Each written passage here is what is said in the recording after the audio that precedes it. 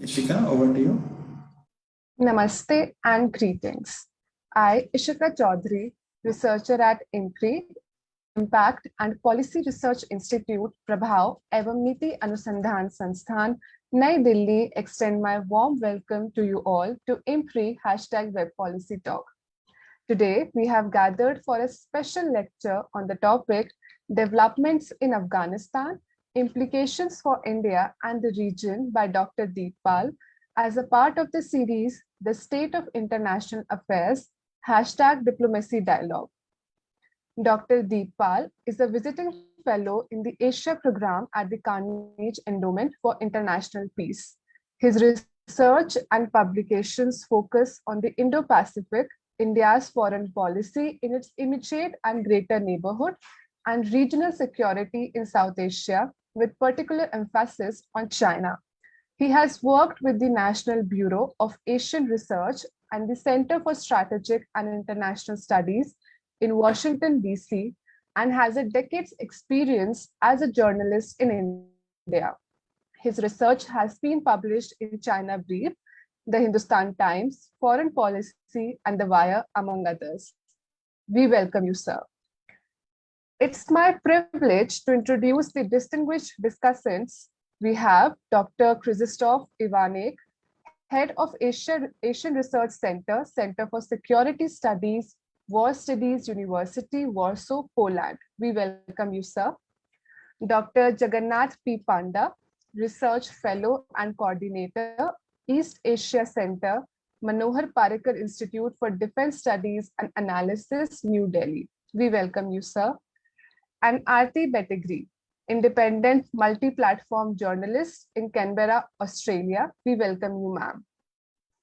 As moderator, we have Dr. Simi Mehta. She is CEO and Editorial Director at IMPRI, New Delhi. Now I will hand over the proceedings to Simi ma'am, and we look forward to learning from the esteemed gathering. Thank you, Ishika, and thank you for the introductions. Good evening to everyone. It is just over 40 days to the speedy capture of power that the Taliban exhibited in Afghanistan. The manner in which they actually usurped power and made a mockery of the institutions of authority and honor simply highlights the sincerity with which they would be ruling the country. With India having invested in the nation building process over the last 2 decades, and having also earned the goodwill of the citizens and also of the international community at large, is all but expected to be impacted by the Taliban rule. The possible implications could also be via the third countries, like Pakistan and China in particular, both of whose leaders have volunteered for establishing good relations with the Taliban. So what are the choices that India has going forward? Can we categorize them into short-term, medium-term, or even long-term approaches? Can the international community step up the pressure to ensure an inclusive government and governance?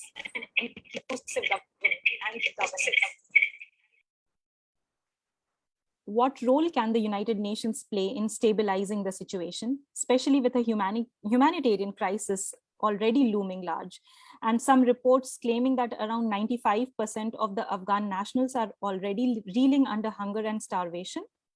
With India in the United Nations Security Council, how can we make the most of the tenure that we have?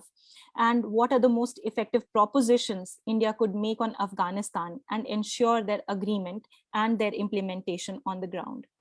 Well, I agree that there is no single answer to these questions that I've just raised, but certainly an informed deliberation would pave the way for a clarity of the situation and also the rapidly evolving developments in the country. And what better than to hear from the keen observer and expert himself, Dr. Deep Pal. The session would be further enriched with the esteemed panel of discussants, Dr. Panda, Ms. Aarti, and Dr. Chris joining in from New Delhi, Australia, and Poland, respectively. So I welcome all of you here on Zoom and also on Facebook Live. Feel free to post your questions, identify the panelist to whom the question is for, and sit back and enjoy the program. Thank you so much. I now yield the floor to you, Deep. Over to you. Welcome. Please unmute. Okay, can you hear me now? You're not audible. I'm not audible at all, even now. Yeah. Is this better? Yeah. Okay, wonderful.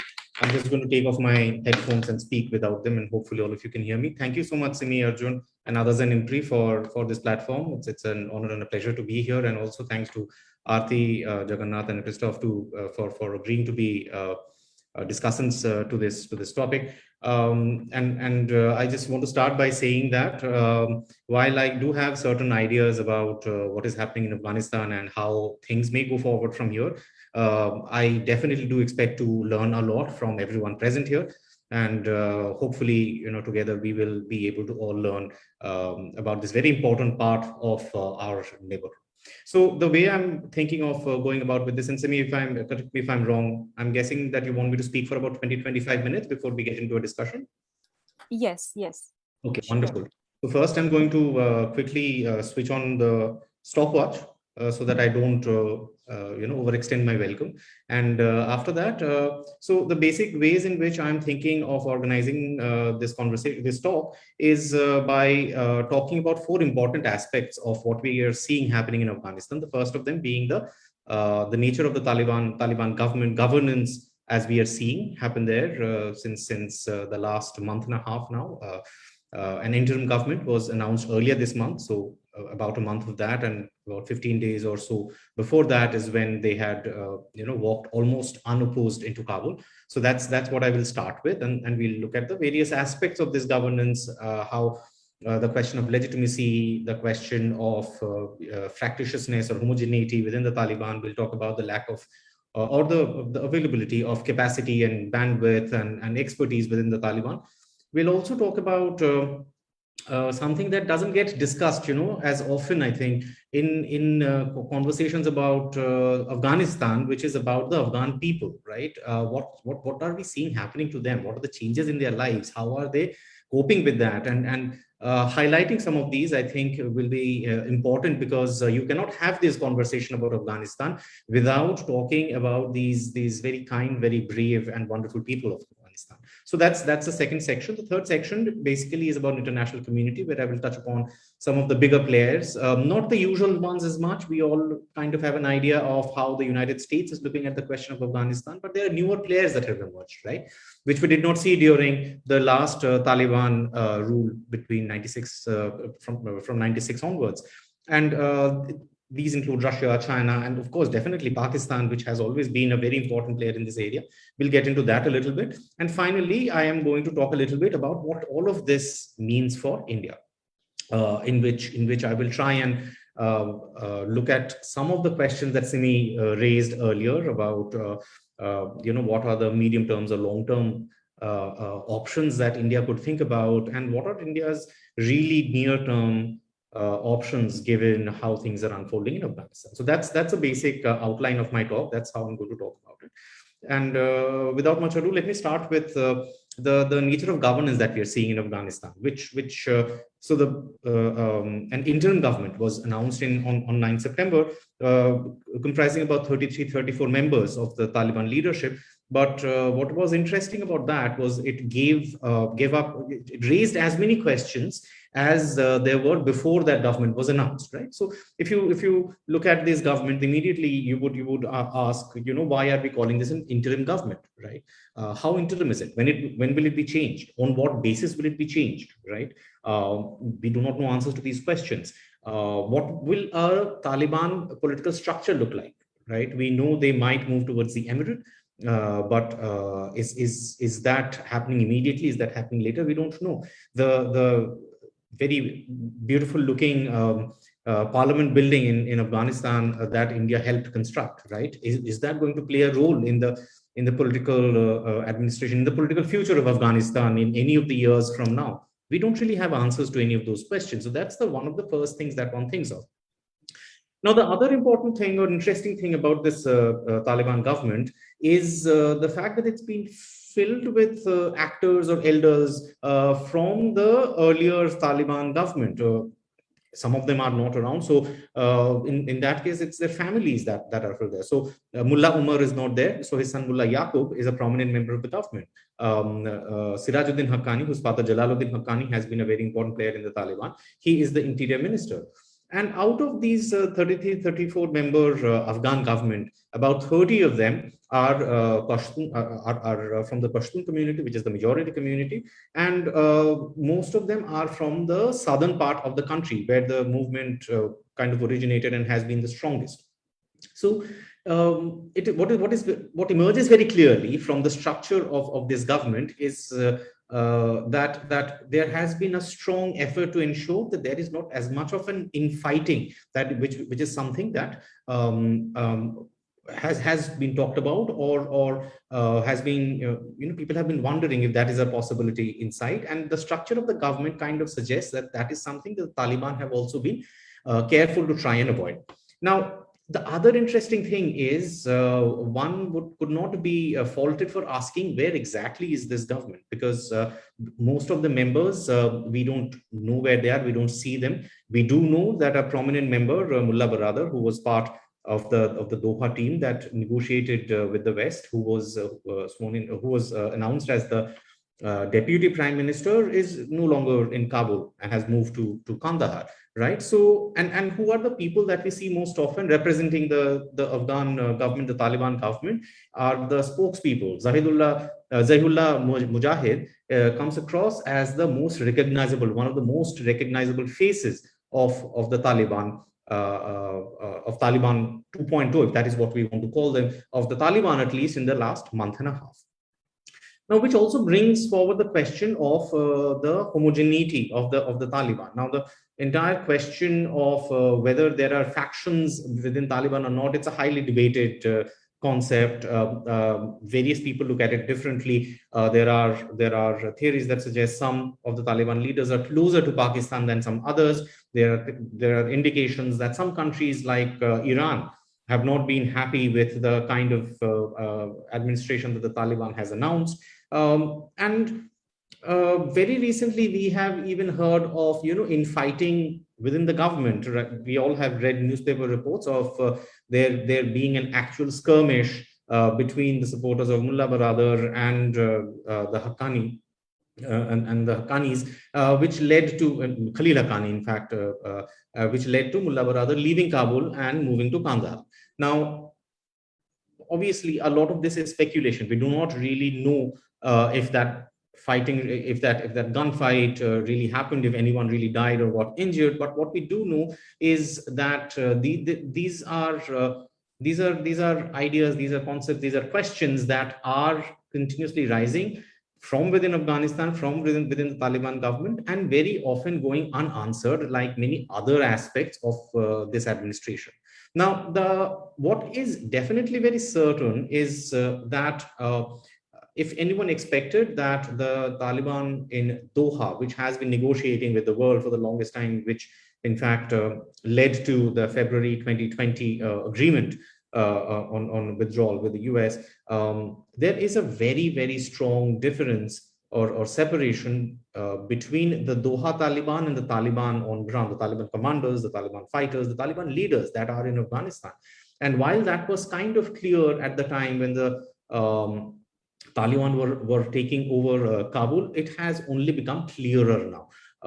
Despite the fact that someone like Mullah Baradar, who is familiar with the entire Doha process, was brought into the government, perhaps with an idea of bridging this divide or this gap, or at least providing some kind of a united front to the world, that doesn't seem to have worked as well. So that is something that is very clear. And what is also very clear is that the Haqqanis and other leaders who have always been close to Pakistan and form a very important part of the Taliban, have formed a very important part of Taliban insurgency and are now an important part of the government. At the same time, there are others within the Taliban in Afghanistan who want more autonomy for the movement, for the government in Kabul. And how this plays out is something that will only be seen over a longer period of time. This is not something that will go away. There is no easy out of this for either the Taliban or for anyone else. A major aspect of the Taliban government has also been the stark difference. It has been the stark lack of capacity, expertise, bandwidth that we have seen that came about very quickly as soon as the Taliban took over. In fact, there have been a number of pictures, including one I remember, I'm sure many of us remember, of, after the US left the Kabul airport, there were these Taliban fighters who were sitting around the air traffic control room of the airport with their guns, and you could see that, and they were taking selfies, right? So that in a nutshell seems to stand for the kind of situation that the Afghan people, that the country, that the administration is going through, where they have a lot of these infrastructure, a lot of these institutions that have been developed over the last 20 years. Of course, no one is saying it was created perfectly, but there are various kind of institutions and infrastructure that has been developed, but it so happens that the Taliban do not seem to have the kind of expertise that one needs to run these kind of institutions. Now, and that is a major difference between 1996 and now. There has been a kind of a bedrock of a Western state that has been laid out over the last 20 years, and that is not something that the Taliban are very familiar with. Now, they can go in two directions from this. One, they can completely dismantle it and bring a system of governance purely along tribal lines, something that they are familiar with. Or they can try to form a kind of a hybrid model, which involves their capabilities, which involves Sharia law, as well as some of the infrastructure that is already in place. But either way, what they definitely need are skilled people. And that is something that the Taliban knows as well. And they have been, in fact, talking about, in fact, asking people who have left Afghanistan to come back to participate in this process of nation building or rebuilding the country.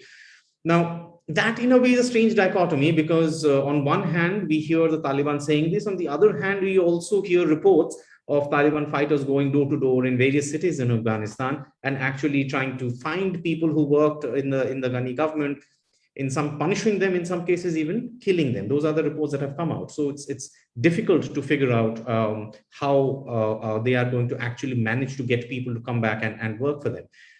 Some estimates say about 200,000 people have left Afghanistan in this period since the fall of Kabul a month and a half ago. Many of them through the airports, many of them through the land borders up north or elsewhere.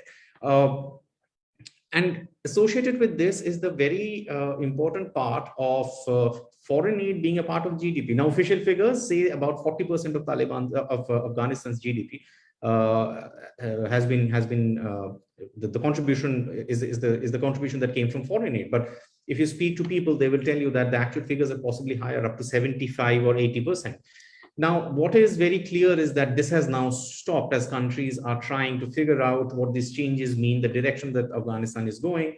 Adding to the problem is that companies like Western Union have stopped remittances, which were about 4% of GDP. The assets of the central bank have now been frozen. So effectively, beyond the political strategy question, a major question is this economic aspect. Where is this money going to come from? Because if this does not start anytime soon, what we are going to see is the very real possibility of the absolute collapse of the Afghan state. They'll run out of money. Now, of course, there has also been speculation about, illegal mining or narcotics trade, them providing a kind of an income for the Taliban government. But if you look at the math, it's very clear that while that can, fund an insurgency, that is not as viable as a source while running a country. Now, the other aspect of the governance is the question of inclusivity, right?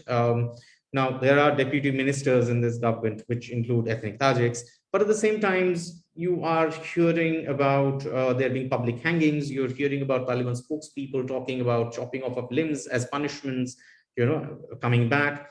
There are questions about the rights of minorities, about the questions of inclusivity, about the questions about women and their rights, whether they can be educated. The Taliban have said women have no space in government offices, right? So there is some clarity, and they keep going back to Sharia law and say that everything that will be allowed within the purview of Sharia law. So these are the kind of issues that come up when you talk about inclusivity, when you ask basically the question that if this Taliban 2.0, if you will, is different from the earlier Taliban. And I think in this it is important to make this distinction that as this Taliban, the current Taliban, the present Taliban, is definitely more digitally savvy. They are talking on television, giving television interviews. They're allowing television in Afghanistan, which was not the case the last time around. They're allowing the internet. Their responses, their conversations obviously seem very calibrated,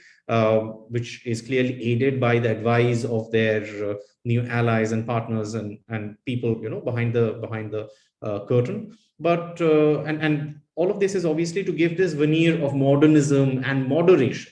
But if you really want to understand if this is a different Taliban, then the major question one needs to look at is on the question of inclusivity. We hear about the Hazaras, but also the Tajiks and the other minority groups in Afghanistan. Where is their representation? There does not seem to be any plan as of now about the rights of women, about the rights of various kind of minorities, about the question of what would democracy mean in a Taliban Afghanistan. And I think that is where one needs to look at to understand whether this is really a new Taliban, or if this savviness, if this openness towards the West has only got to do with, you know, this desire to have their spokesperson speak at the UN General Assembly, or have their leaders you know, go around the world without being stopped anywhere. And so far, it seems to indicate that it's more the latter than the former.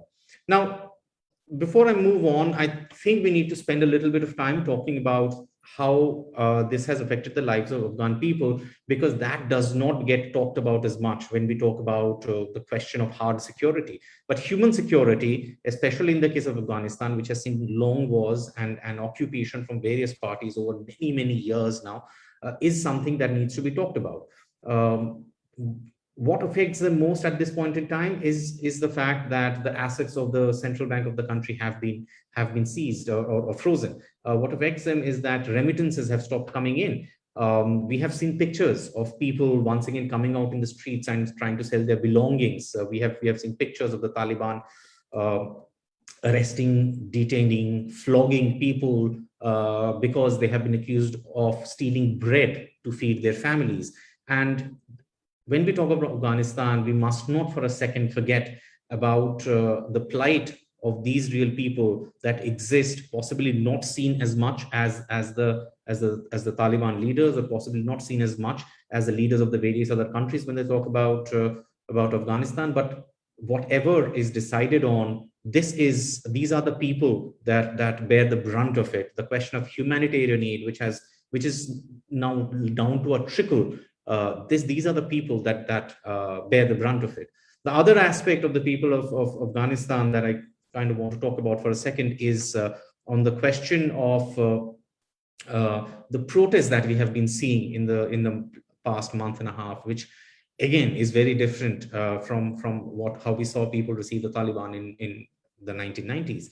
And one major reason for that is a whole new generation of people have grown up in these last 20 years. And these are people who have seen the internet, who have seen television, who have seen coffee shops on street corners, and they know what life can be. They know what life outside of this country can be. They know what their lives can be, the fact that they can choose, that they can be educated. And this is something that they are not going to want to let go very quickly. Of course, state repression is we know what extents they can go to. We have seen examples of that, not just in Afghanistan under the Taliban, but we have seen it in various other parts of the world.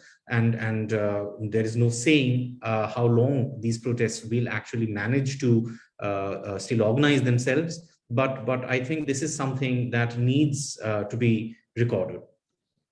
Now, moving on to I'm at the about 18-minute mark, so I'm going to try and wrap up quickly. Moving on to the question of international players, and I think a good place to start as far as international players are concerned is Pakistan, which indubitably is the most important player as far as Afghanistan is concerned right now. It has been for the longest time, since the 1990s, when the Taliban were raised in the northern Pakistan. But more recently, we saw the ISI chief, General Faiz Hamid, who visited Kabul and was photographed very clearly, surrounded by Taliban commanders on having conversations with them. The Taliban, the Pakistan state-owned airline, the PIA, was the first commercial airline that started services from Kabul from middle of September. And when one looks at these things, it's very clear that these are steps that cannot take place without certain security assurances being provided, and that Pakistan is very confident will hold, and a high degree of coordination between the two sides. Also, if you look at the Panjshir resistance, around about the time when the ISI chief was in fact visiting Afghanistan, there were drone attacks on the Panjshir resistance. Now we know that the Taliban don't have those kind of infrastructure, those kind of armaments, and right at the moment there were questions about whether this was coming this was Pakistan coming to the aid of the Taliban. However, at the same time, what Pakistan will have to reconcile with at some point in time or the other is that their support of the Taliban has always been and is now even more so a double-edged sword. Because just as the Taliban have gained in prominence and power in Afghanistan, so have the Tehrik-e-Taliban Pakistan in Pakistan, who have said that they do not see a reason to stop their attacks on who they see as the enemy, which is the Pakistan state. There have been attacks on CPEC projects as well. So as the Afghan Taliban gain prominence, gain power, the TTP also gains power. And that means that Pakistan will have to use a sizable chunk of its security infrastructure to tackle that. The other aspect is that, in a way, the Afghan Taliban has actually brought things to a state in Afghanistan that Pakistan really wanted. They have basically ensured that all the foreign powers leave right up to India. But at the same time, whether Pakistan wants to admit it or not, this is not an unmitigated blessing. They don't really have a complete hold on everything that is going on in Afghanistan. In fact, there are a number of Taliban leaders, sections within the Taliban, which do definitely want more autonomy. And I believe that as time goes on, this is something that is only going to increase. The other major new player that we have seen being talked about quite a bit is China. If we look at the communication that has been coming from the Taliban aimed towards China over the last month and a half, it's very clear that the Taliban are really wooing them. However, what is also important to understand here is that China's approach towards any country is not the same as the United States, where they pump in a lot of money without necessarily looking at what that money is being used for or whether there are going to be any returns for it or not.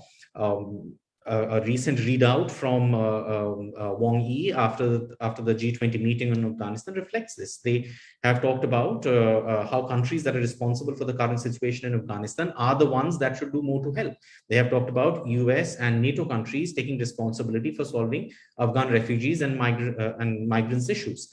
Now, we also hear a lot of talk about the natural resources in Afghanistan, which are apparently going to lure China in. But when people talk about this, what they forget is that the copper mine in Mesianak, the Metallurgical Corporation of China won a contract in 2007, but they have not really been able to extract copper from there to the extent where they would have wanted to. An oil field in Amu Darya. Now, the Chinese energy company, China National Petroleum Corporation, won a tender in 2011. Again, the Afghanistan government took this back. China could not make much of this opportunity as well.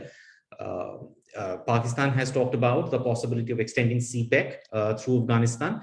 But the bottom line remains that China is on a wait and watch mode, and they will be very careful before they make any large investments. And at the same time, China has security concerns as well, not just for Afghanistan, but for Xinjiang and for the Wakhan corridor. And they will most certainly want to do something that other countries have not been able to do so far, hold the Taliban accountable for these issues in exchange of any assistance that they provide to the Taliban.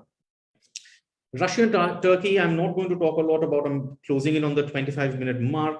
I'm not going to talk a lot about that, except that while Russia is worried about the Chechen issue and the role that Afghanistan has played in the entire issue, they have taken a step back, and we are seeing Russia go with most of the major world powers in saying that the question of legitimacy right now does not come up. And the legitimacy question is something that the Taliban do not seem to be having much luck with as of now, because most major powers are not sure what to make of this administration. They are not sure if they can even call this an administration. What is certain is that the Taliban seem to be here, and it does seem that will have to be ways in which one can engage with the Taliban when it comes to Afghanistan for the next possibly few years, if not more. But at the same time, the world is still figuring this out, which we saw at the UN General Assembly, where the Taliban, in fact, wanted to have their Doha spokesperson, Suhail Shaheen, who they nominated as the ambassador, but that did not allow Suhail Shaheen to be able to speak to the General Assembly. So that is where I think most of these countries are as of now.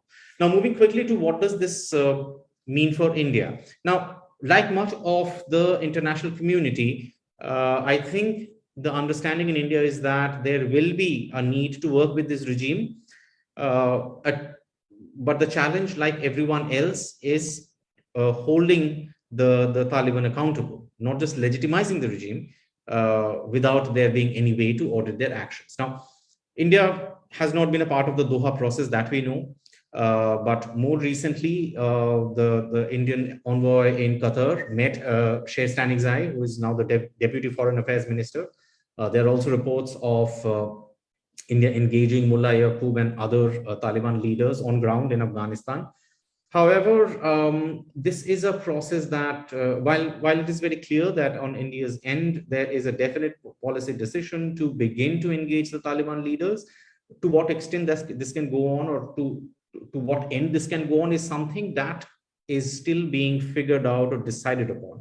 What is undeniable is the recognition that of the role that Afghanistan plays in India's security environment, and the fact that India will obviously want to have some kind of a hold or a say in how this situation evolves. Now, how can that happen, or what are India's options here? One of the options is in India's soft power. I mean, we hear about India's infrastructure projects. The Selma Dam is one that gets talked about a lot. But there are, according to the External Affairs Minister, Mr. Jaishankar, who I think end of last year, talked about this, said there are about 400 projects in Afghanistan that India has helped set up. These include power transmission lines, these include highways, they include schools, technical assistance, various kind of projects. Now, it is very clear that the Taliban at some point would need these kind of public goods to be set up. And it is likely that India, which has a long track record in providing these kind of public goods in Afghanistan, will be asked about them at some point in time in future. The only problem that the Taliban will have to contend with at that point will be Pakistan's uneasiness with the Taliban coming to India and asking for these kind of public goods. But that is something the Taliban will have to figure out, and that may provide India an opportunity to see some leverage, some kind of negotiate what there can be in it for India. What else can India do? Definitely, India's role has largely been humanitarian. So that is, I think, something that India should continue to do, including participate in the humanitarian corridor that the UN has been trying to operate. In terms of leverage regionally, I think there are two players that India is looking at and will continue to look at quite closely. One of them is Iran, which is not happy with the Taliban administration the way it has been shaping up in Afghanistan, and the other is Tajikistan, where India has, just as India has Chabahar port in Iran that it is helping develop, it has airport in Tajikistan, and that is something, airbase in Tajikistan, and that is something that should help India basically maybe reach humanitarian assistance at this point in time, and then see how else that can be leveraged. I'm going to stop here. I have taken a couple of minutes more than my allotted time, but thank you very much, and I look forward to discussing this further. Thank you very much, Deep. It was very, very enriching, and definitely there are so many points that you have raised, and this small amount of time definitely is not enough. But we really look forward to hearing from our discussants. I would now invite Dr. Jagannath Panda to share his remarks. Sir, over to you. Thank you. Am I audible? Yes, yes. Thank you, Dr. Simi, and it's a great pleasure to be here with IMPRI for this kind invitation.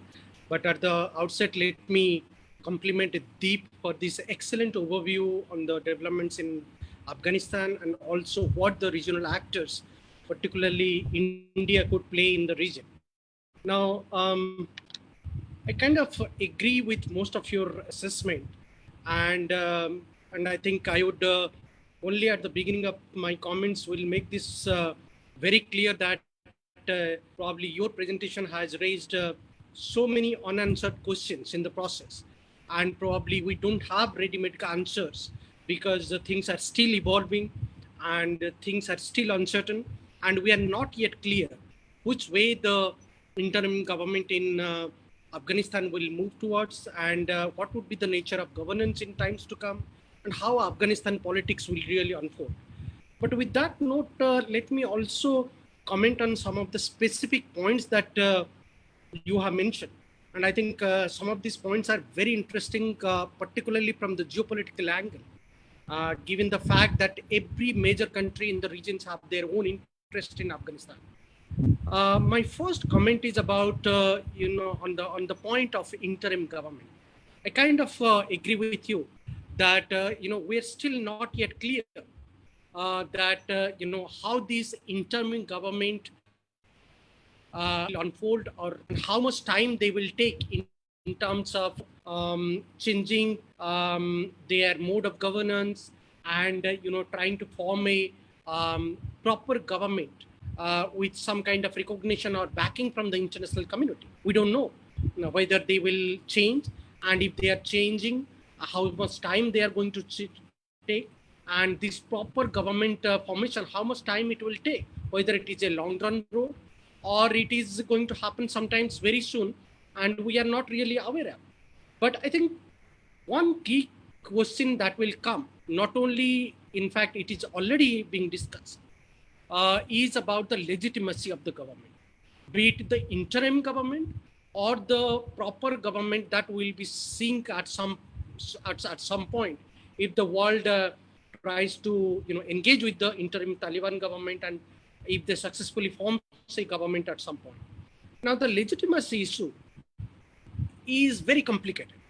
I mean, yes, we know for a fact that probably international community, particularly all the major countries, so far have not really, given their consent, and probably not on a formal note, they have not really acknowledged these governments, and probably that has not really, opened up the scenario for any kind of legitimacy for either the interim government or the government which will be coming at some point.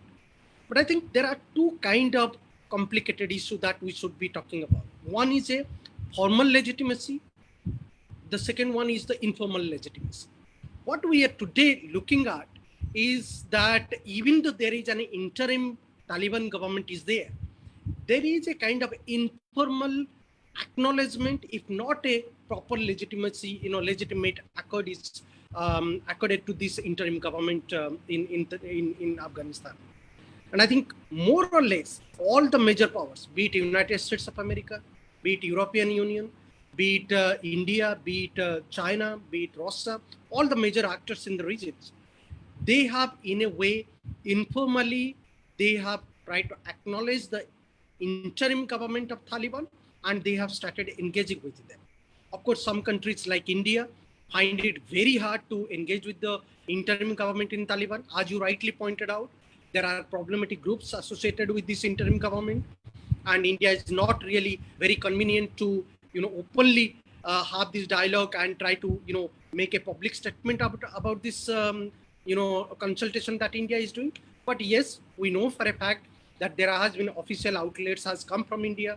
There has been official statement has come from India that, we are talking with the interim government in Taliban.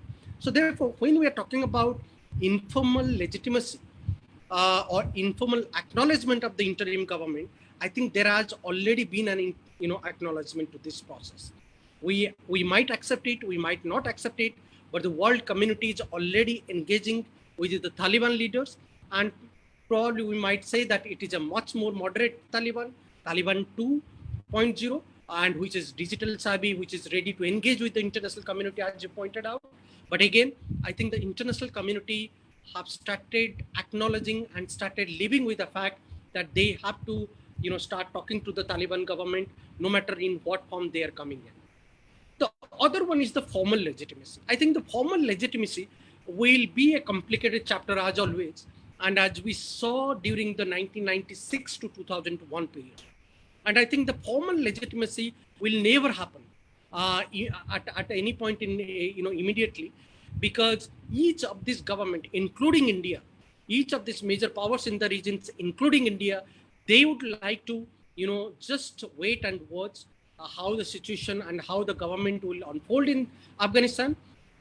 And they would still buy time before really officially acknowledging or granting any kind of proper official acknowledgement to the either the interim government or the government which will be formed later on in times to come. So I think we have to read in between what we are calling a formal legitimacy and informal legitimacy. To my mind, informal legitimacy is there, and also I think the world community, including United Nations Secretary General, has already started saying that, I think the financial condition in Afghanistan is not really good, and the world community should look at engaging with them and support with the monetary, fund and, with economic assistance and aid.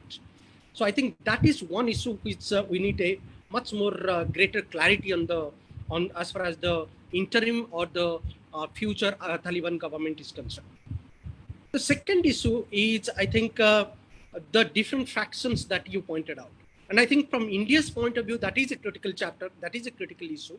And we know for a fact that India would be really very careful in terms of saying or engaging anything with the Taliban government if they continue to have their with the Al-Qaeda group. And I think there, of course, it will be a testing time for Indian democracy, Indian diplomacy.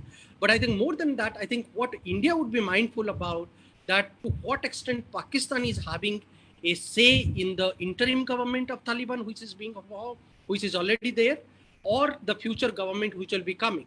So I think Indian interest and India's vigilantism will be more focused on the Pakistan part here, rather than, the fractions of the groups which are there and already having a close networks with the interim government of Taliban. And I think as far as India's interest is concerned, India would be very careful about on the Haqqani networks and also on the Al-Qaeda groups, if not about other groups. About the model of governance, and I think I would agree with you that there is a lot of non-clarity at this moment, and we don't know which way the governance process in Afghanistan will really pan out. But I do probably agree with you that probably there is a lack of governance and lack of clarity about how to address the situations on the ground. And I think there are two tensions are currently there. One is whether to go for a hardcore Sharia law-oriented governance process, what the Taliban is known for, or the one what we are associating with the Taliban 2.0, that is a kind of hybrid governance model. And I think what it actually compels many of the powers to think about, that no matter we can debate it out, how much we can debate it out, but I think there will always be a gap between what the Taliban 2.0 is promising and what what the actualization of the governance process will be. So because we know for a fact the very existence of Taliban as a group are based on the Sharia law, and therefore I do not think, even though the Taliban 2.0 will be more media savvy, they are more digital oriented, and they are open to engaging with the international community. Implementing the governance process on the ground will be absolutely difficult for them because of their strong networks, not only with Haqqani networks, with the Al-Qaeda groups, but also with the problematic groups within Pakistan, including the the political groups or the political parties in Afghanistan. And let me share with you one interesting story, and I have written about this in a couple of pieces about China and Taliban, and also about Japan and Taliban. In 1996-2001, China did not really acknowledge Taliban because it didn't really get an assurance from the Taliban community about whether the Haqqani network or the network, the problematic groups within the Taliban groups, including the ETIM, whether they will disengage in terms of carrying out something negative within China, particularly in the Xinjiang regions, and whether there will be a disassociation of the Taliban groups from the ETIM groups or the problematic or the radical Uyghur groups or not. So that's the reason why China did not really acknowledge the Taliban during the 1996 to 2001. Similarly, if you see the case of Japan, which is a major aiding and economy in the region. In fact, Japan has given a lot of funding, even to the Taliban government previously during 1996 to 2001. But Japan did not really acknowledge Taliban that time. So I think many powers, including India, will be caught in this dilemma. And the dilemma will be between promise and the deliverable on the ground. And I don't think that Taliban 2.0 will be anything different, even though they are trying to, make a statement internationally that they are different and they are going to have a much more inclusive government in times to come. My last point would be about the major actors. And I will stop it before, I welcome your comments on my comments. Probably on China. I'll restrict only to China and leave the other commentators on Pakistan and other, including on Russia and US. On China, I think there are 4 issues, critical issues that we need to really review about when we are talking about China's approach to Taliban and Taliban-led Afghanistan.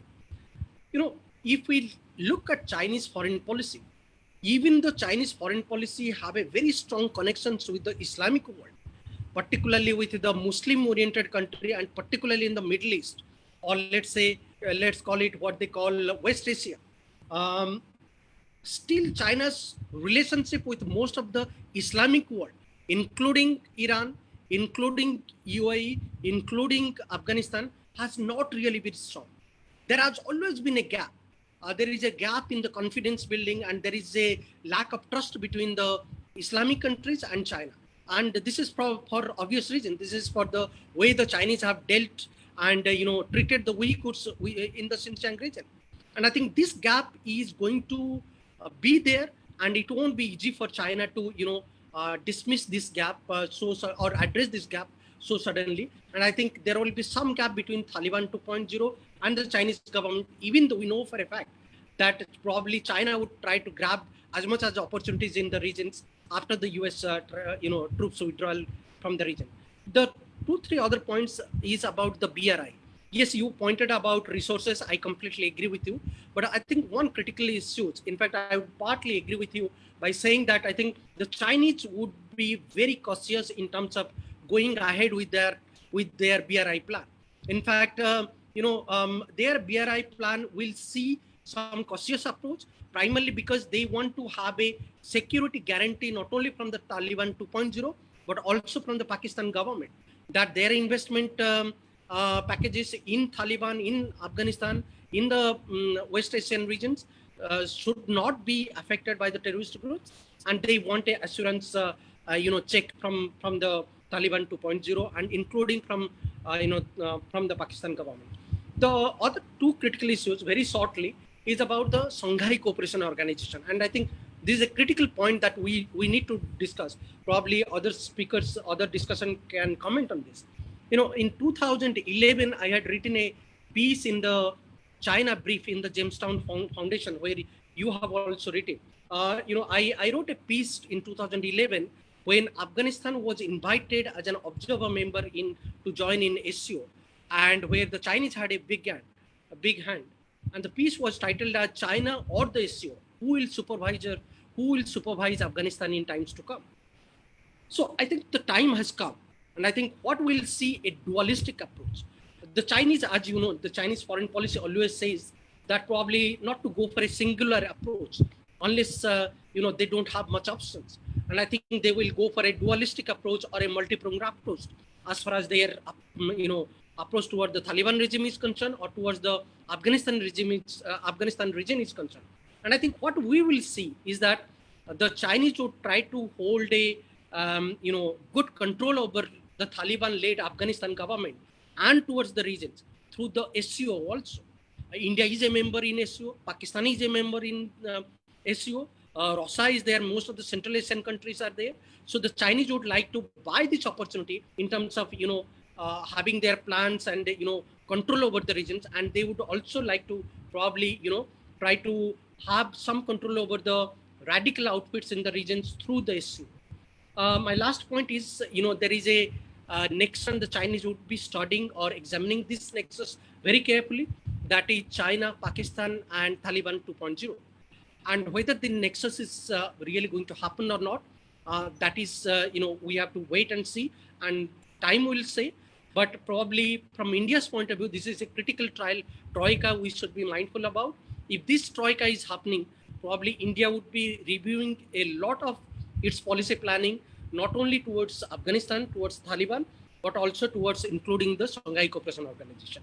And I think this troika would be very significant if it is coming out, because it will be a grave concern for India's security, including the terrorism issue that India has been facing for last 2 to 3 decades. Thank you very much. Sure. Thank you so much, sir. Lots of important points you have raised, and I would invite Dr. Deep to respond to the questions and comments that Dr. Panda has raised. Yeah, Dr. Panda, thank you. Those are really, really great points, all of them. I'm going to, for the sake of time, I'm going to couple a couple of them together. So the first one is you talked about the question of legitimacy, and your third point was about the model of governance, right? So if you can put them together, I absolutely agree. The formal legitimacy, informal legitimacy difference, right? And in terms of informal legitimacy, a lot of countries are in fact already providing that to Afghanistan already. So I think what will be important to keep an eye on for us, and for those who try to understand the question of the region better, is one, does informal legitimacy have enough for the Taliban to be happy with that only, or will they still seek formal legitimacy, right? That is something that we have to keep our eye on, and whether or not the Taliban can operate sufficiently only with informal legitimacy, or if that is, if only humanitarian aid is coming in, that will not be sufficient. The Taliban will need money to, if for nothing else, to keep the movement alive for their insurgents, right? If there is only humanitarian aid coming in, they can possibly siphon off some of that, try to sell it, do this and do that, but that will still not be enough. So that is, I think, one of the things that we need to keep our eye on. The flip side of that is also that this need for legitimacy is possibly one of the few levers that the international community still has. Whether there is appetite to use these levers at this point in time, whether there is appetite to engage with Afghanistan for NATO and the US, who have just managed to bring themselves out of this 20-year long war, is a different question. But this is one of the few levers which can be still pulled. I mean, the way the Taliban quickly nominated a member to become a UNGA representative and have that person speak, write a letter to the UN Secretary General, kind of indicates that they are very keen to be seen as a bona fide international player. And I think that still says that whatever informal legitimacy they have got so far is not enough. So that is one piece that is very important to look at. The other part I wanted to comment on was the 4 points that you mentioned about China is very interesting and rightly so. And I completely agree that even though there are talks about whether the BRI will now go through Afghanistan and everything, China will obviously want. I mean, I think a few weeks ago there were attacks on CPEC projects in Pakistan, and the TTP claimed responsibility, right? So, given this being the situation, I don't see the BRI rolling through Afghanistan quickly in a hurry and a lot of things happening around it. Unless China is certain that its capital and its manpower is safe, I don't see that happening. As far as the SCO is concerned, that's a very interesting point. Thank you for drawing our attention towards that. Obviously, that is something that China, if we see coming from China, that will obviously happen much later when there is more legitimacy for the Taliban and everything else. But I think that will also be a very important indicator in terms of how China sees this relationship, where they want to, the direction in which they want to take it. But yes, that is of the various indicators that we must keep our eyes on. I agree with you absolutely. Thank you for drawing our attention to that. That is something that we must keep our eye on. So I'll stop with that.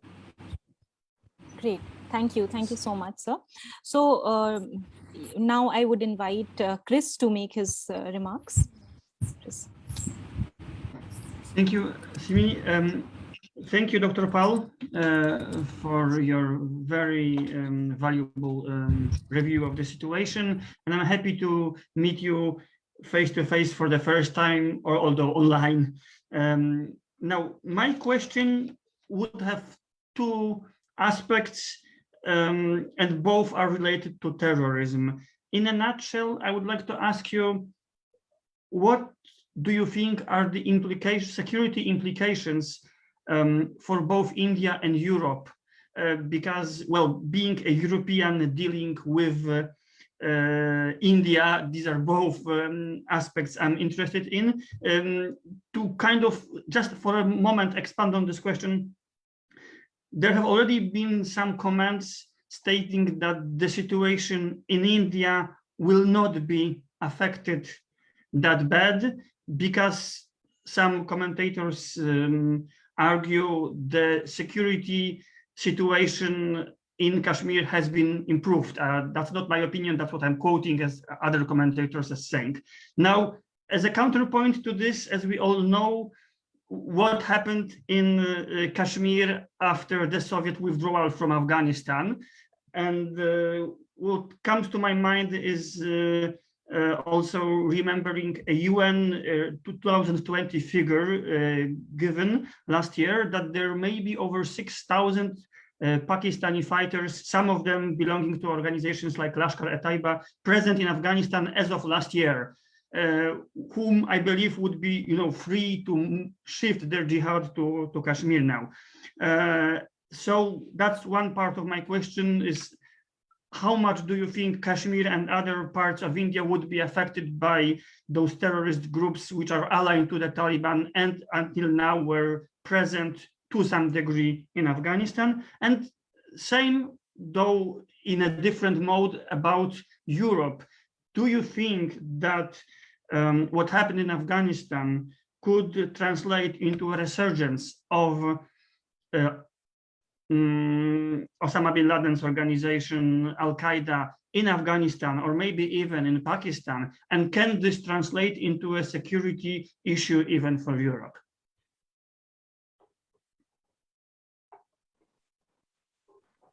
Okay. Right. Thank you. Yes, yeah. Deep, over to you. Do you want me to go now, Simi? Or we could have Aarti. We could have Aarti, and then you could. Yeah. Yes. Yes. Thank you, Aarti. You have been so patient and you've been listening to all the comments and discussion being made. So please go ahead and share your views. Oh, sure. Thank you very much. The problem with going last is that everyone else has covered off all the points that I wanted to raise. But just by virtue of the fact that I'm in Australia, I'll ask you some questions that have a more kind of a regional Indo-Pacific slant. I suppose the first one is, will the Quad affect what's happening in Afghanistan or vice versa? Will there be any flow-on effect on the Quad? Will it give it, I've suggested in a previous column for the Lowy Institute that it could give the Quad a newfound impetus. So its mandate, well, not that it's a very clear mandate these days anyway, but you know, we'll move beyond containing China to also a more, a broader Indo-Pacific regional security issue. And something I wanted to raise just in response to what you said about the impact on Afghan people, in particular women. I'm also hearing a lot about the impact on LGBTQI people in Afghanistan who have been relatively free in the last 20 odd years to practice their sexuality openly, and now that has been contained. I'm hearing some quite traumatic stories about people, about Afghans who want to leave. I was wondering if this is something that you have come across or have considered.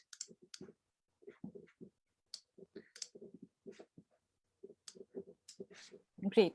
So yes, Aarti, can we have Deep now for, yes, you're done. Okay, Deep, yeah. You know, those are all great points from both Chris and Aarti, and thank you for those. And in fact, in a way, you know, there are, I'm going to draw a line between the comments that both of you have made in terms of what is happening in Afghanistan mean for Europe, as well as on the issue of the Quad, right? What we are seeing now, what has been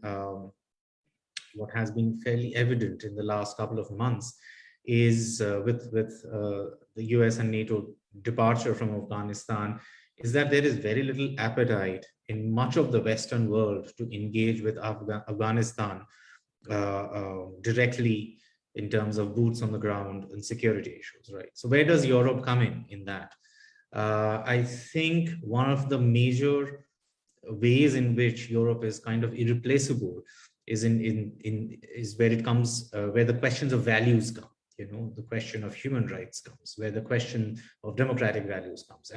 And something that I was saying earlier to Dr. Panda about one of the few last levers that are available to the international community involve the question of being able to get some concessions from the Taliban in exchange for maybe a little bit of legitimacy, or maybe unfreezing any of some of their money or things like that. These are all connected pieces. Is it possible that the Taliban would actually agree to have, you know, LGBTQ people live like anyone else in Afghanistan? I don't know. Right now, it seems difficult. I mean, it seems difficult, so difficult for women. I can't imagine how difficult it must be to be an LGBTQ person in Afghanistan right now, right? But that is a place where Europe can be extremely relevant in as far as Afghanistan is concerned. So that's one. The other point about risks of Afghanistan being a staging area for terrorist activities emanating from Afghanistan to various parts of the world. Now, that is something obviously in India, it's one of the major things that we worry about. As far as the February 2020 agreement, the Taliban have promised that they will not let their soil be used for terror activities, right? The only problem with that promise is that how do you enforce it? Who checks for it? Is the UN involved? Is anyone else involved? Can there be observers from outside who can go and check for these things, right? There is no clarity on this. There is nothing in that agreement that kind of tries to hold the Taliban accountable on this, and that's a major lapse, I would believe, in that agreement. As far as India is concerned, I don't see a whole influx of fighters coming into Kashmir or in other parts of India for various reasons, including the way governance in these places have changed in the last few years. Europe is slightly further away, so it is not something I see happening immediately for Europe. But what I do see as a real danger is in terms of the possibility of outfits like, let's say, the ISKP that operates out of that region, for them to run indoctrination camps for people, whether they come from India, from Europe, or various other parts of the world. They might find a place where they get indoctrinated, where they get trained, and that is a very, very real problem that we all must have our eyes on. I think we must not lose sight of that possibility. We must not lose sight of how those outfits are operating in Afghanistan. As far as the Quad is concerned, Aarti, that's a great point. And I think I'm going to try to answer that in two ways. One is that, again, if you look at the major players in the Quad, US, for example, there is very little appetite to engage in Afghanistan in a big way, at least right now. Can the Quad get there? One certainly hopes so. But right now, there is very little appetite. There is also, and the beauty of the Quad is that it's a loose coalition, right, which allows the participants to come at a particular issue differently. And Afghanistan is one of those issues where the US looks at it from a very different prism, as does India, right? So I do not see the Quad immediately operating to resolve the Afghanistan issue, the Afghanistan problem, largely because there is very little domestic appetite in the United States for something like that. There is also an issue of the Quad being largely guided towards the Indo-Pacific, and the Indo-Pacific, does it go across the Horn of Africa, or does it extend only up to India's west, or does it start from India's east? There are all of these other questions also. But I do think what is promising about the Quad is that it has been looking at issues like climate change. It has been looking at issues like critical technologies. These are issues, these are questions that influence, these are questions that are important to a whole host of players. And maybe if there is enough of a critical mass around a question like Afghanistan, maybe at a future date, when the US is more comfortable getting into something like this, that might happen. I don't see that happening right now. The other part of it also is the question of China. While no one really, the Quad leaders don't say it like that, it is very clear that China is one of the key reasons why the Quad is organized the way it is. The Indo-Pacific concept is being talked about the way it is. Also AUKUS, the way it has come about is also the way it is. The issues in Afghanistan kind of fall just a little bit outside of that purview. And for that, I think there may not be immediate reasons why the Quad will want to kind of get into Afghanistan. Great. Thank you so much, Deep. And those responses were just amazing. And I would like to take up the two questions that we have received from our participants. One is from Dr. Sigdal. He asks about as Afghanistan is facing ruin in its economy, how we in the South Asian community could support the Afghan people and the functioning of their livelihood. What could be the role of SAARC at this juncture? Could we see a revival in that front? Of course, all of us are primarily concerned about the Afghan population, as you know, a humanitarian crisis is gradually unfolding. So what do you have to say about that? I think so. There are two parts of the question. One is about the people of Afghanistan, and I think how can we support them? How can we help them? I think we can try to build a kind of critical mass in our respective communities, countries, to welcome the Afghan people. We can hold our governments accountable and ask them to accept Afghan people. Now, India did talk about physical visas for the Afghan people. While that signal was important, while the idea was great, the execution was not, and as a result, it did not really help the Afghan people. But that is something that various countries in the region can definitely ask for. What the Afghan people will need for the next foreseeable future, I would say, is our homes, you know, where they can find sympathetic people who open their hearts and homes for these wonderful people. So that is definitely in one way in which we can help the Afghan people. As far as SAARC is concerned, as all of us in South Asia know only too well, It has ended up being an unfortunate ground for Indian-Pakistan to flex their muscles against each other, especially on the Afghanistan question. Pakistan finally has emerged as the most important player. It has managed to push out almost everyone else, including India and the bigger powers, out of the region. I don't really see SAARC having a very significant role in the Afghanistan issue. It might just be more useful for the countries to engage with Afghanistan on a bilateral basis.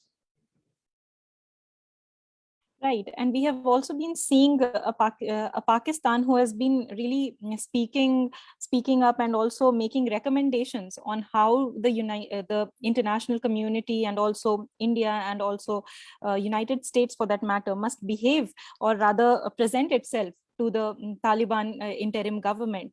So this is like real. It is quite interesting, actually. So, the next question is also very important, and this is by Ishan Fosdar, who asks, we had this popular concept of responsibility to protect that emerged after Hitler's crimes against humanity.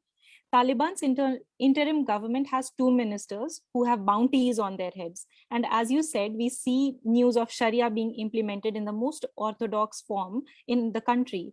If the people of Taliban do not want Taliban as their government, and if Taliban may be inflicting atrocities, does it not fall on the international community to protect, or is it all about geopolitical power play as put forth by the realist school?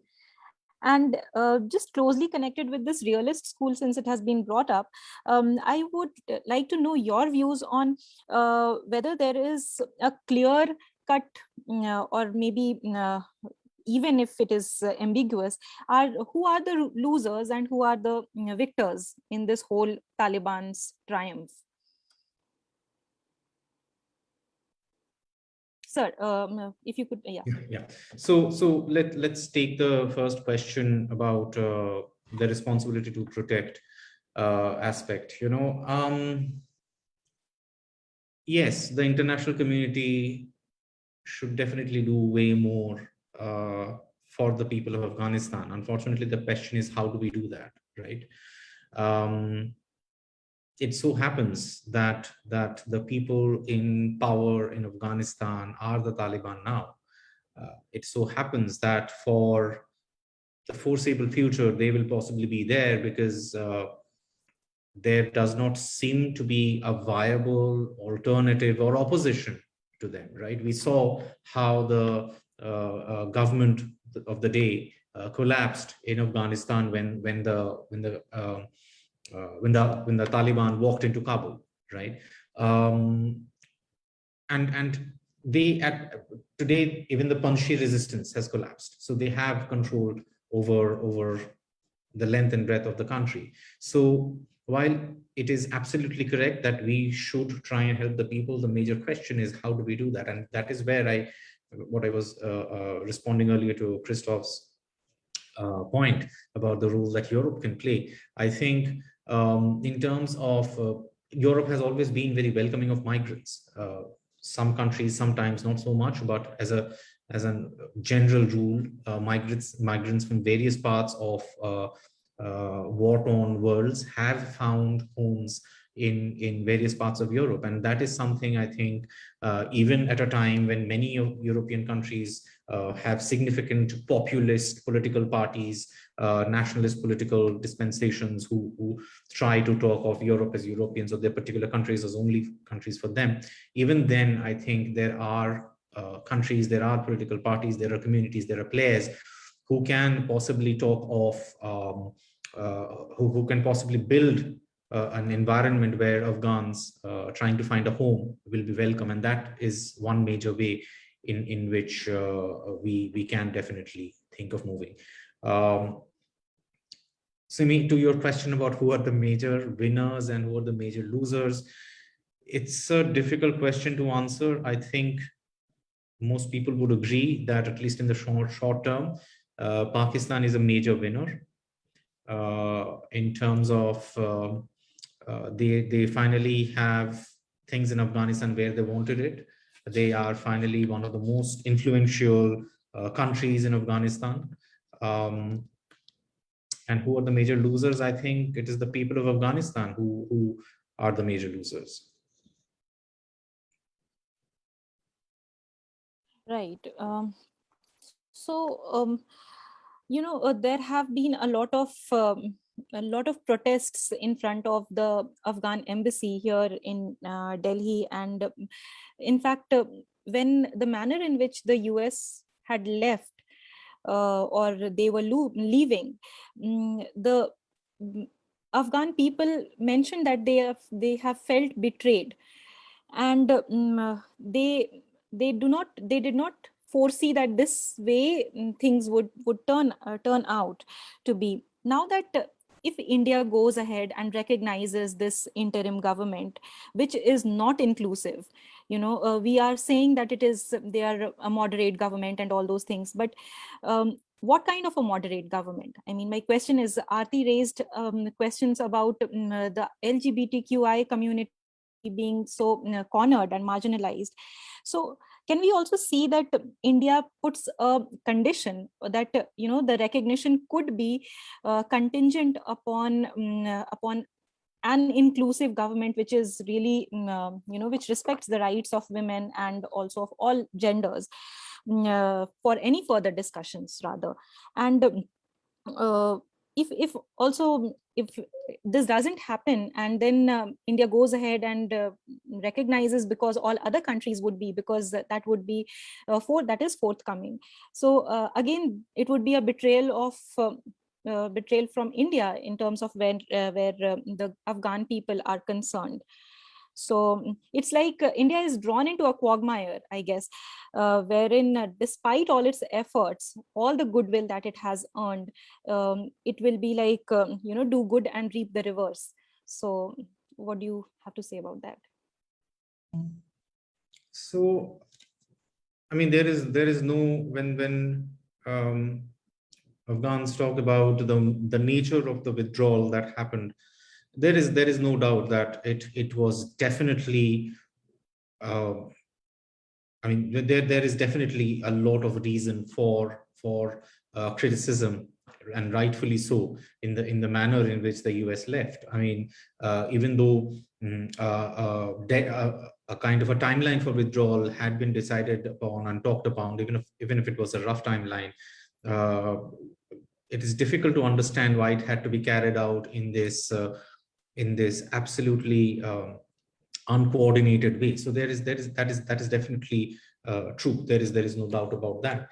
As far as the question of legitimacy is concerned, for the kind of government that Afghanistan has right now, whether it is India or whether it is any other world power, I do not see anyone formally legitimizing this government anytime soon.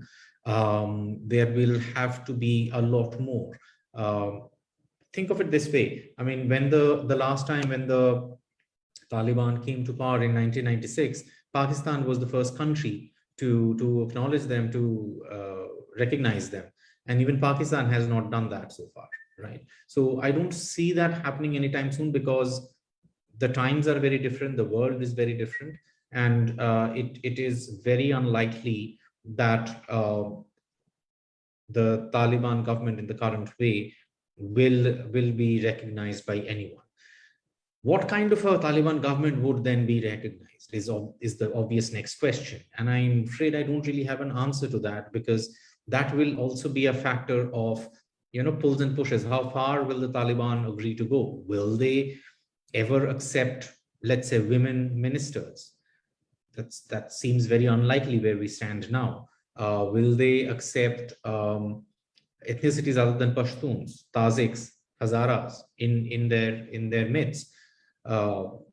We don't know. And the problem there for the Taliban leadership is not just ideology, is not just what the leaders believe, but also the Taliban cadre are the fighters who have been fighting against these very communities for the entire duration of their existence as an insurgency. They have fought anyone that is exactly not like them, right? And suddenly today, if you say that these are all people that we need to take together and move forward, it is very difficult for even the Taliban leadership to sell it to their people. So these are the various sides, and these are the what makes these issues so complicated is that these are not merely issues of geopolitics or international relations, but these are issues that have a lot to do with the domestic factors, with the conditions that are prevailing inside the country, right? And unless some of those get resolved a little bit, it's very difficult to imagine a situation where whether India or anyone else acknowledges a form of Taliban government. Now, having said that, what is also true is that there is so much more that India can do in terms of where it is at and what more can be done. The first among them would be to go about a visa regime that accepts Afghans in India. That is something that was started and did not work out, that needs to be restarted. I mean, the India-Afghanistan connections have been talked about hundreds of times. I don't need to get into that, but we all have been close to the Afghan people for the longest time, and there is no reason why we cannot have them in our country once again. Right, absolutely. Thank you for your response. And could India actually go an extra mile of supplying to the needs of the population? Like, for example, with respect to the enormous amounts of food grains that we have, like 93 million ton of public stock of wheat and rice as of September 2021. So could we, or should we rather, go this extra mile and help this population? Oh, absolutely. I think humanitarian aid is something where not just India, any country that is in a position now to help should be one of the first things that they should try to help with. With India, though, I will add a small caveat is that there's an aid corridor that the UN is trying to set up and has with some success been able to set up. It would be prudent for India possibly at this point in time to try an approach maybe through that corridor, and as and when possible through also maybe Iran and Tajikistan, because there is it might be geopolitically less easy for India, given the role that Pakistan is playing, trying to reach humanitarian aid into Afghanistan unless going through, let's say, agencies like the UN. Having said that, yeah, let me stop there. Yeah. Yeah, sure. So I'll just take the last question and then we'll go on to the way forward round from the discussants as well. So this is a question by Sai Charan SS who asks, how would all this affect the sports sector in Afghanistan? Take the example of cricket. As many nations are, of course, they are not recognizing the Taliban as yet. And what should be their position with respect to the sports? If sports is concerned. Unfortunately, like so much else, it's very difficult to accurately understand where Afghanistan cricket can go from here. So India has definitely a stake in it. Afghan cricketers have practiced and been trained in multiple cricket grounds in India. Hopefully, they will continue to be able to play, though it's very difficult to say if that will happen. However, one of the things that one must also remember here is that this the savior brand of Taliban that we're seeing now, they are quite conscious of the image of the Taliban outside the country and in the world. And few things improve a country's image or a regime's image as much as they do when it comes to sport. Sports people can bring glory to the country. Sports people have widespread public support. So I would imagine that the Afghan cricket team, at least the men's team, will continue to exist. The most of men's sports teams will continue to exist. To what extent and how successfully will they manage to train, participate, and win is something that I hope for the sake of these young people and for sports enthusiasts everywhere in the world. We hope we see more of them. Yeah, amen to that. Thank you, Deep. So I would now invite Aarti. I mean, we move to the end of our discussion, and we'll end with the way forward. What do you think, or what should be India's, or Australia's, or for that matter, Poland's options in dealing with Afghanistan, and where do you see things moving from here? Yes. So Aarti, over to you. I don't know if I'm the best person to ask this. I don't feel like I have sufficient knowledge, but I suppose the questions that jump out at me immediately are, how much power and agency does this actually hand to Pakistan, having this so-called victory in Afghanistan? I mean, I suppose the biggest takeaway for me is that Pakistan was essentially behind this, was very, very complicit in delivering this victory to the Taliban. Will Pakistan now be seen as a kind of colonial power in Afghanistan? As Deep has said throughout, we have very, very little clarity, very little idea on what's going to happen ahead. But that's something that I see happening, and I'd really like to explore that idea of how much power this actually hands to Pakistan. And to continue on from that, is there potential here, and this is something that I've touched upon in some of my columns, is there potential that this could actually pave the way for a more extensive realignment in the region? I mean, there's been quite a bit of flux and change in the general alliance landscape of late in the last few months. Deep mentioned AUKUS, that's probably the big one, but also Afghanistan. I mean, what kind of realignment will this actually lead to?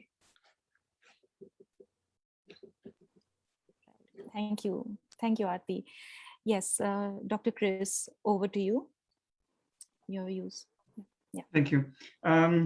Well, I think Dr. Pal already touched upon, as far as Europe's possible engagement is possible. I think Dr. Pal has already touched upon this, even elaborated upon this, and I don't have much to add on this, in the sense that without the US, Europe hardly has any option of being involved on the level of security in Afghanistan. So I think Europe is left with being engaged in a humanitarian way, left with in the sense that it's a very important way of helping, but that's also the only thing left, I think. But having said this, I think a very important issue is the already mentioned recognition, and how is it connected to the position of Pakistan. Now, what I will say now will no longer be from Europe's perspective, because, as I said, I think Dr. Paul talked more about Europe's perspective than I could have. But here's my thought on this. Like Dr. Paul mentioned, Pakistan has also not recognized Afghanistan yet, and we may think why this has happened. I think the reason is that Pakistan does not want to be seen as the only country that has recognized the Taliban government, or one of the few, as it happened last time when there were only 3 countries recognizing the Taliban government. Now, for Pakistan, what would have been much better is to be in a group, a larger group of countries that would recognize the Taliban government simultaneously, so that Pakistan would not be left as one of the few ones recognizing. But I think it also may be connected to one more issue, and that's a question for others. I would like to know your thoughts about this. I'm thinking, if Pakistan is not concerned about the issue of sanctions, because, well, there is a huge anger in the US, obviously, about Pakistan's duplicity. Now, in case the West does not recognize the Taliban government, and the Taliban are considered a terrorist organization by the West, while Pakistan recognizes the Taliban government, there may be voices raised in the US that this is exactly the reason for the West to put the Pakistan government on the blacklist of Financial Action Task Force of the IMF, in the sense that the recognition of the Taliban, in case they are unrecognized in the West and recognized by the terrorists in the West, the recognition of them by Pakistan could be treated as a support to a terrorist organization. How does this relate to other states' policy on this? Well, in such a case, I think India's position to kind of push Pakistan further could be not to recognize the Taliban government, to remain in informal contacts with the Taliban government, and with Afghans as much as possible, though that's doubtful how much this is possible now. And at the same time, then India could, you know, raise the issue of Pakistan's recognition of Taliban on the international fora to press for the sanctioning of Pakistan. I'm not sure if this is how much this scenario is likely. I think it is to a way, and that would be my question to other participants here, how much they think it is likely. Wow, that is a wonderful solution. Deep, over to you, if you could respond to this and also your concluding remarks. You know, I mean, Dr. Krzysztof's idea of sanctioning Pakistan sounds great, but I think the practical problem to that, or the reason why that's not possibly happened so far, is that he mentioned about there being a lot of anger in domestically in the US about Pakistan's duplicity. That is true, but at the same time, the US, I mean, it's a dual track that operates and has been operating that way for many years now.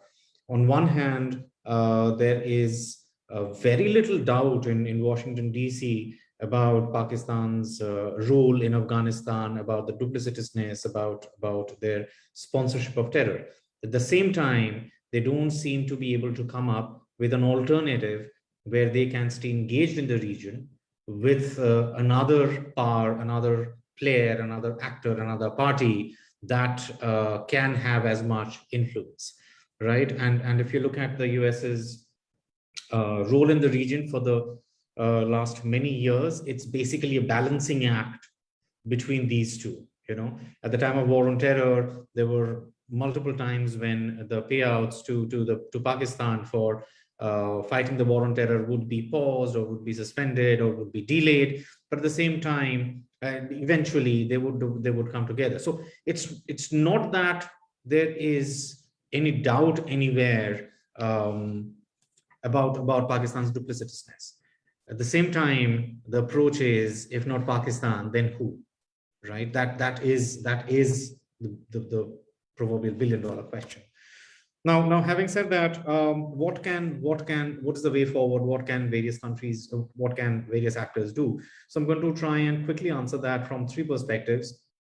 The first being, what can India do? I think the way to go forward is humanitarian assistance, as well as allowing, to the extent possible, Afghans to be able to come to India. And that is something that the wider region, all of South Asia, should possibly look at, like Dr. Sigal had pointed out.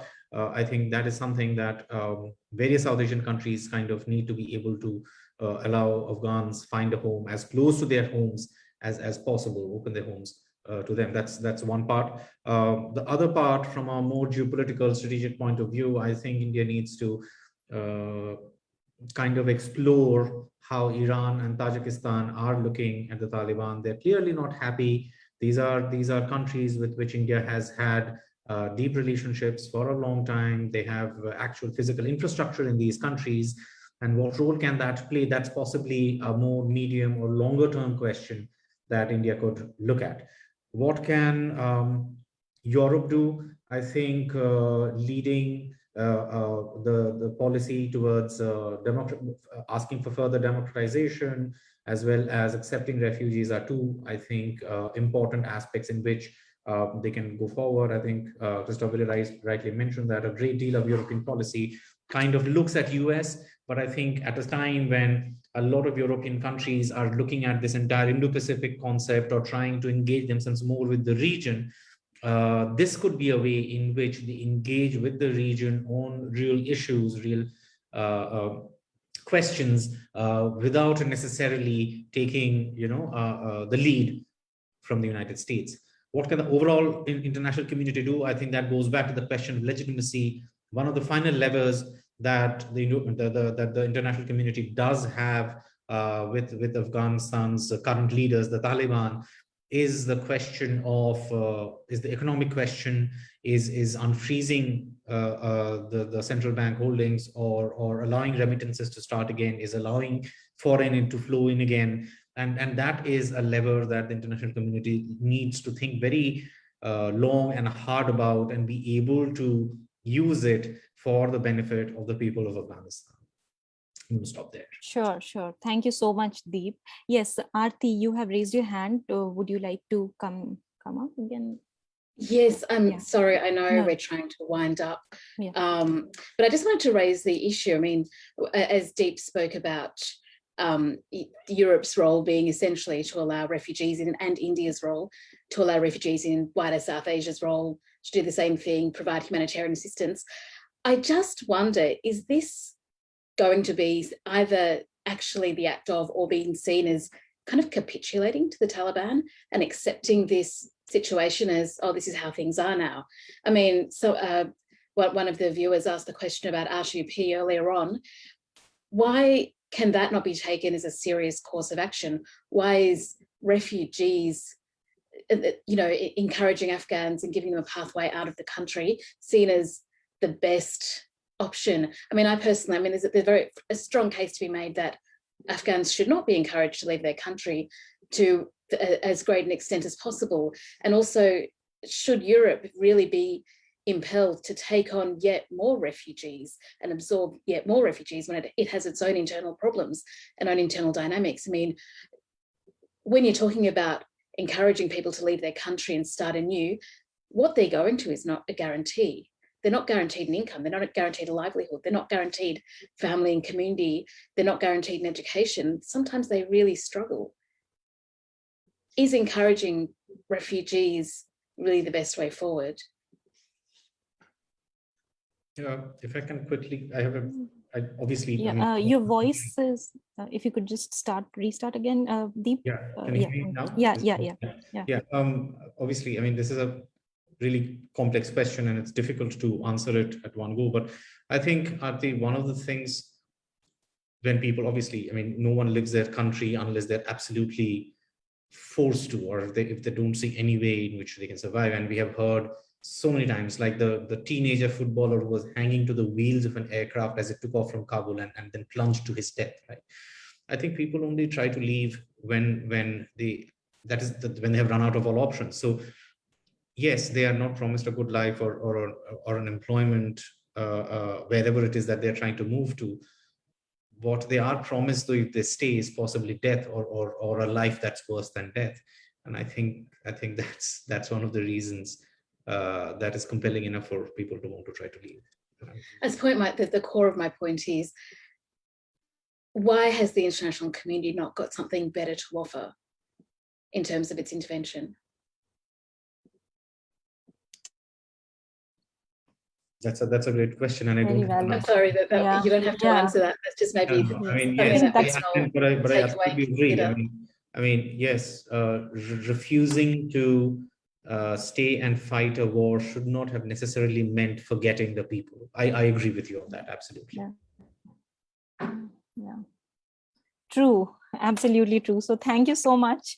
We have really engaged in a wonderful and substantive discussion today. And thank you, Deep, for spending time, and thank you to our discussants, Aarti, Chris, and Dr. Jagannath. It has been very important. It is very important to continue to talk about these developments, because these are just evolving each day, and we are seeing new surprises each day. So I think, of course, there are no clear-cut answers, right? We can only just maybe talk about it, and then as one of the solutions that Chris was just mentioning, perhaps that could maybe come about, we don't know. So I think it is important, also important because we have to learn, and these lessons are very important, especially the manner in which the US has left the country, and bandwagoning in international relations, and what to do, what not to do in such a complex scenario is really the question that comes up. Lest another such event, unfortunately, God forbid, occurs. So thank you so much. It has been wonderful listening to all of you. Lots of points have been raised. So I would like to just propose the formal vote of thanks on behalf of the IMPRI Center for International Relations and Strategic Studies in this wonderful discussion in the state of international affairs #diplomacy dialogue. Dr. Deep, thank you for your time, for your wonderful insights. And thank you to Ms. Aarti. Thank you for joining us. I know it's late now for you. Thank you, Dr. Krzysztof Iwanek. Thank you very much for accepting our invitation, and also to Dr. Jagannath Panda.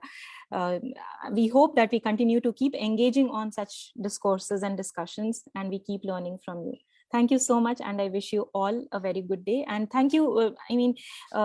This would be available later on YouTube and on our podcasts.